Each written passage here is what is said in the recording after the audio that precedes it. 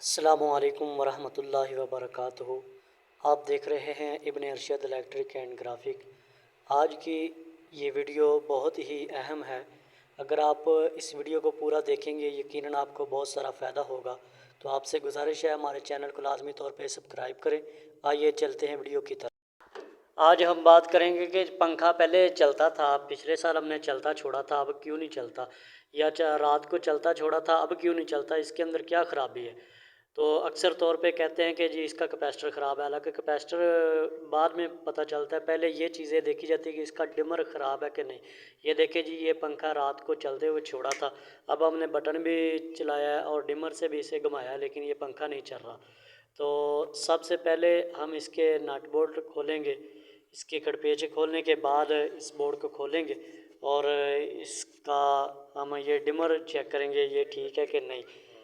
क्योंकि ये काम आसान है बनिस्बत इसके कि हम पंखे को उतार लें या उसका कैपेसिटर तब्दील करें।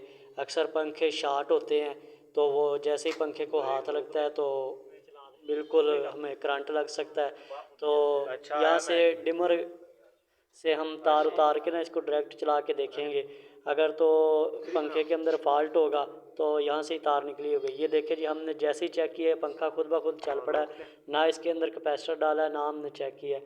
तो ये इस तरह बोर्ड का अंदर वाला हिस्सा होता है। ये देखें जी, डिमर के साथ ये येलो कलर की जो तार लगी है ये समझ लें पंखे की। इसको इस तरह उतार देना है और उतार देने के बाद जहाँ पे ये तार लगी थी डिमर की दूसरी, वहाँ पे ये हमने पीली तार लगा देनी है। जिस तरह ये लिखे ना फ़ैन डिमर के कनेक्शन बहुत आसान तरीके के साथ, इस तरह हमने आसानी के साथ कनेक्शन कर लेने हैं। यानी कि जो तार होगी ना डिमर की तार पंखे के बटन से निकाल लेनी है और वहाँ पे पंखे की तार लगा लेनी है, जिस तरह वो पीली तार हमने उतारी थी। और इस तरह ये हमारे कनेक्शन होते हैं। आपसे गुजारिश है कि इस चैनल को लाजमी तौर पे सब्सक्राइब करें और ताकि आपको अच्छी वीडियो मिल सके और आप अपने घर के अंदर अपनी चीज़ें खुद ठीक कर सकें। खुदा हाफिज़।